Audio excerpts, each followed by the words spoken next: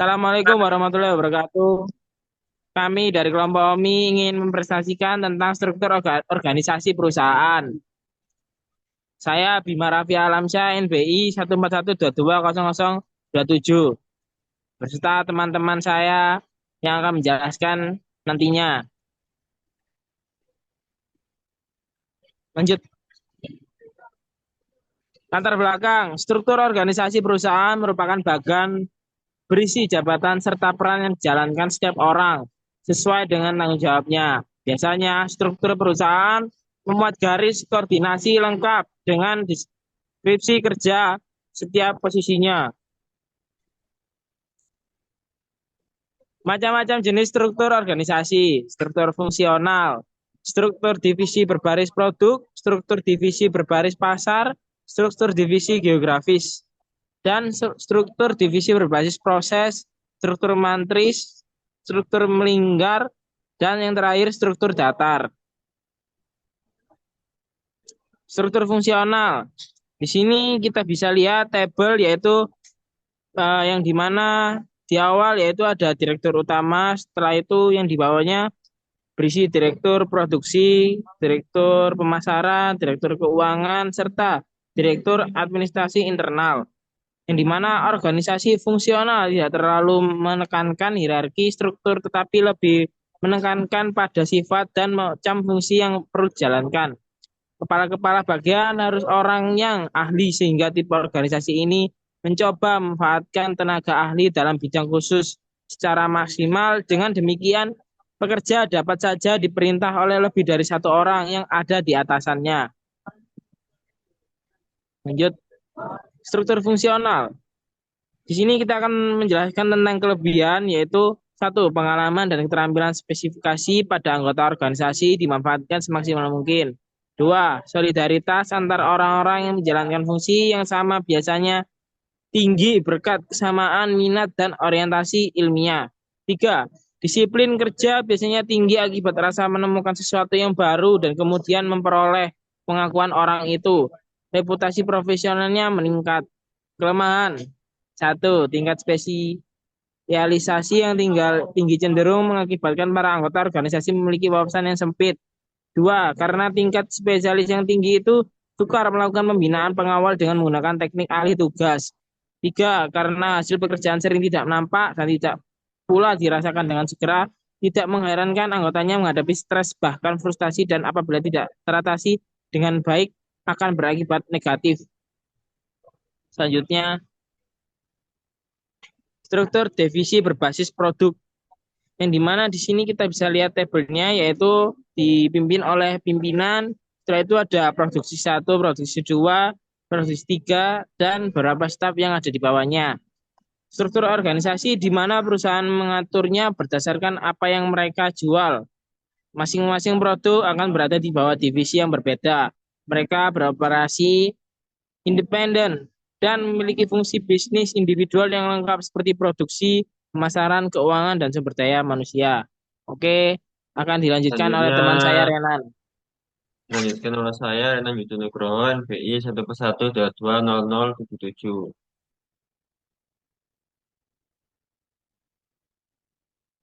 Struktur divisi berbasis produk, kelebihan diverifikasi. Perusahaan bisa menghasilkan keuntungan dari lini produk berbeda dan ketika satu lini mengalami kerugian.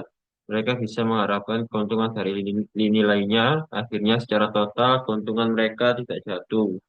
Spesialisasi masing-masing divisi fokus pada lini spesifik mereka, memungkinkan pengolahan yang lebih efektif daripada mengelola banyak lini produk dalam satu manajemen. Yang ketiga, transfer pengetahuan. Fitur ini memungkinkan organisasi memperluas pengetahuan atau keahlian. Meski masing-masing divisi fokus pada satu lini produk, tapi mereka bisa mentransfer praktik terbaik antar mereka. Kelemahan biaya tinggi, duplikasi mengarah pada biaya yang lebih besar. Dalam beberapa kasus mungkin lebih efisien untuk menyatukan fungsi bisnis tertentu. Kehilangan kendali, perusahaan pusat memberikan otonomi yang luas kepada divisi yang mana pada akhirnya bisa kehilangan kendali terhadap mereka dan setiap divisi lebih mengejar tujuan masing-masing daripada tujuan perusahaan secara keseluruhan. Struktur divisi berbasis pasar. Sini ada gambar struktur divisi berbasis pasar. Tentu struktur organisasi di mana perusahaan membagi operasinya menjadi beberapa divisi yang masing-masing fokus pada segmen pasar tertentu atau jenis pelanggan tertentu. Dalam struktur ini, setiap divisi memiliki fungsi operasional lengkap seperti pemasaran, produksi, keuangan, sumber daya manusia, yang dirancang untuk melayani kebutuhan segmen pasar yang spesifik keunggulan, fleksibilitas tinggi, inovasi lebih cepat, peningkatan kolaborasi. Struktur divisi berbasis pasar, kelebihan dan kelemahan. Fokus pada pasar atau produk tertentu sehingga pemahamannya lebih mendalam.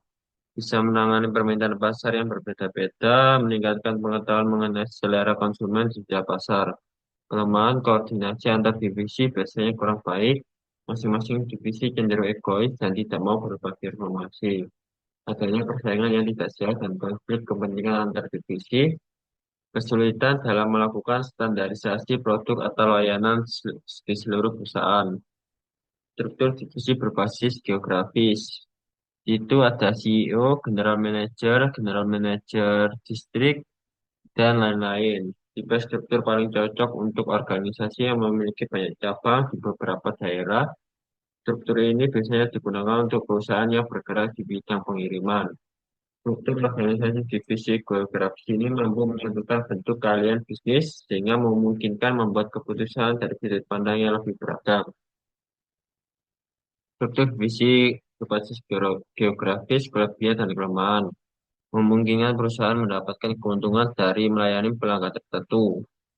Kemudian tidak hanya memungkinkan organisasi untuk menyesuaikan pendekatan mereka berdasarkan geografi, tapi juga memungkinkan divisi untuk bereaksi dengan cepat dan efisien terhadap setiap perubahan pasar geografis. Kelemahan, kelemahan utama dari struktur organisasi geografis ada saat pengembalian keputusan yang terdesentralisasi. Kemudian keputusan divisi tiap daerah berbeda-beda dan cenderung memunculkan persaingan antar daerah. Selanjutnya, dilanjutkan oleh rekan saya Nitya Furkon. Baik, di sini ada struktur matriks yang dimana untuk kepemimpinan yang di atas ada manajer, lalu di bawahnya ada divisi yang biasa disebut divisi Eropa, lalu ke bawah ada divisi Asia, lalu untuk berikutnya ada manajer yang dimana ada bagian di bawahnya ada shift pagi dan siang hari, lalu ada shift malam juga. Struktur matriks ini biasanya mengkombinasikan bentuk departementasi fungsional dan departementasi divisional sehingga dapat mencapai keuntungan-keuntungan dan kelebihan-kelebihan yang diperoleh dari gabungan kedua bentuk departementasi tersebut. Selanjutnya, Mas. Lalu untuk struktur matriks mempunyai kelebihan dan kelemahan, di mana kelebihan memberikan keluasan kepada organisasi, melakukan kerjasama, melibatkan memotivasi dan menantang para pegawai, lalu mengembangkan keterampilan pegawai, serta membebaskan pimpinan teratas dari keharusan menyusun rencana. Untuk kelemahan, resiko timbulnya perasaan anarki, mendorong terjadinya persaingan kekuasaan, dapat menimbulkan lebih banyak diskusi daripada tindakan, lalu menuntut keterampilan yang tinggi dalam hubungan antar individu, lalu memerlukan biaya yang lebih besar, dan ada resiko beberapa tim proyek mengerjakan tugas yang sama. Selanjutnya, di sini ada struktur melingkar. Struktur melingkar ini memiliki bagian bentuk lingkaran. Struktur organisasi perusahaan yang ini berbeda dengan struktur lainnya. Struktur melingkar memiliki karakteristik yang struktur masih bergantung pada hierarki. Karyawan dengan posisi atau jabatan lebih tinggi menempati lingkaran dalam, diikuti lapisan lingkaran yang terdiri dari karyawan atau anak buahnya. Selanjutnya, kelebihan dan kelemahannya. Kelebihan sering dianggap alternatif dari hierarki struktur organisasi, tradisional yang sifatnya top down atau pekerjaan merupakan limpahan dari pimpinan diturunkan ke tim dan seterusnya. Untuk kelemahan, dapat mempersulit karyawan untuk mengetahui kepada siapa mereka melapor dan bagaimana mereka dimaksudkan untuk menyesuaikan diri dengan organisasi. Di sini ada struktur daftar. Struktur organisasi yang terdesentralisasi di mana hampir semua karyawan memiliki kekuasaan yang sama. Di sini posisi eksekutif mungkin hanya memiliki otoritas sedikit daripada karyawan. Seperti terlihat dalam template struktur daftar di sebelah ini. Terlihat bahwa struktur organisasi ini umumnya di perusahaan rintisan yang mengambil pendekatan modern untuk bekerja atau belum memiliki cukup karyawan untuk dibagi menjadi beberapa departemen. Lalu selanjutnya, kelebihan dan kelemahannya. Kelebihan yang pertama, karyawan memiliki lebih banyak tanggung jawab dan kemandirian. Yang kedua, meningkatkan komunikasi dan interaksi di antara karyawan. Yang ketiga, lebih cepat menerapkan praktik atau ide baru dengan resiko kesalahan yang lebih kecil. Untuk kelemahan, karyawan kurang mendapat pengawasan dan memungkinkan adanya kebingungan terkait prosedur pelaporan. Selain itu, karyawan kurang bisa mengembangkan kemampuannya. Analisis industri manufaktur lampu PT Lightning Solution Company. Jenis struktur organisasi. Industri manufaktur lampu memiliki struktur organisasi yang hierarkis dan berbasis fungsi. Struktur ini memastikan adanya alur kerja yang teratur dan jelas dalam mengelola produksi, pengembangan produk, pemasaran, distribusi, dan manajemen operasional lainnya.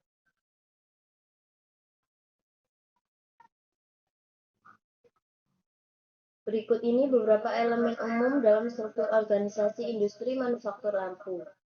Yang pertama ada CEO atau direksi, yang kedua ada Departemen R&D atau penelitian dan pengembangan, yang ketiga ada Departemen produksi, yang keempat ada Departemen kualitas, yang kelima ada Departemen penjualan dan pemasaran, dan yang terakhir ada HRD atau Human Resource Development.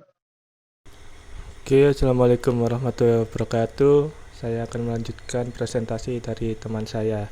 Sebelumnya, perkenalkan nama saya Muhammad Zahidan Dwi Saputra dengan NPI 1412-2093. Di sini saya akan meneruskan tentang analisis industri manufaktur lampu di PT Lightning Solution Company tempat saya bekerja. Perilaku organisasi yang pertama ada kolaboratif. Industri manufaktur lampu cenderung memiliki budaya mendorong kerja tim lintas fungsi untuk mencapai efisiensi produksi dan inovasi. Contohnya kolaborasi antar bagian seperti antara R&D dan pihak produksi sangat krusial karena untuk menentukan hasil produksi yang baik dan sesuai dengan keinginan market. Yang selanjutnya ada berorientasi pada efisiensi. Perilaku di organisasi cenderung fokus pada pengurangan biaya, efisiensi operasional, dan peningkatan produktivitas. Setiap bagian dari organisasi memiliki target yang jelas untuk meningkatkan output dan mengurangi pemborosan. Yang selanjutnya adaptif terhadap perubahan teknologi. Industri ini dipengaruhi oleh perkembangan teknologi seperti LED, sensor pintar, dan integrasi sistem IoT. Perusahaan yang sukses biasanya mendorong karyawan untuk terus belajar dan menyesuaikan diri dengan tren baru. Selanjutnya ada budaya organisasi.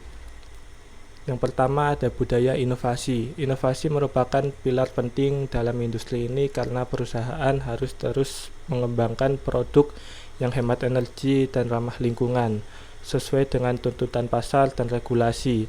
Budaya inovasi sering dipupuk melalui investasi dalam R&D dan pelatihan karyawan untuk berpikir kreatif. Yang selanjutnya ada keselamatan dan kualitas. Mengingat sifat manufaktur yang melibatkan mesin dan proses produksi yang kompleks, budaya keselamatan kerja sangat penting. Selain itu, fokus pada kualitas produk untuk memenuhi standar global juga menjadi bagian penting dari budaya perusahaan. Untuk yang terakhir, berorientasi pada keberlanjutan. atau sustainability. Industri lampu semakin berkembang menuju penggunaan energi yang lebih efisien dan ramah lingkungan. Banyak perusahaan yang membangun budaya yang mendukung inisiatif hijau seperti pengurangan emisi karbon dan sebagainya.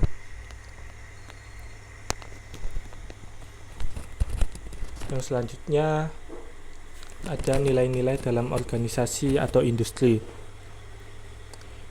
Inovasi berkelanjutan. Perusahaan dalam industri manufaktur lampu seringkali menjadikan inovasi sebagai nilai utama. Pengembangan produk yang lebih hemat energi, tahan lama, dan ramah lingkungan merupakan nilai yang diutamakan. Kepuasan pelanggan. Banyak perusahaan menempatkan kepuasan pelanggan pada prioritas dengan menyediakan produk berkualitas dan layanan jual yang baik. Yang selanjutnya ada efisiensi dan produktivitas.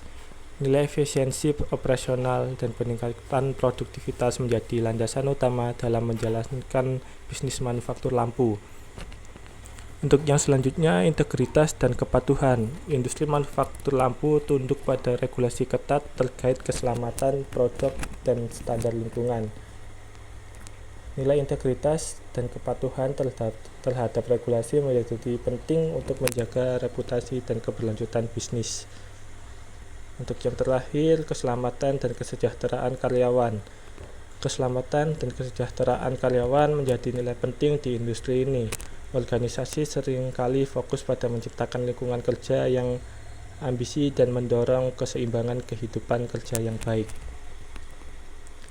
Berikut adalah daftar pustaka dari soal nomor 1. Saya mengambil daftar pustaka dari berbagai sumber, jurnal seperti yang tertera. Sekian dari saya dan kelompok kami. Bila ada salah kata mohon dimaafkan. Wassalamualaikum warahmatullahi wabarakatuh.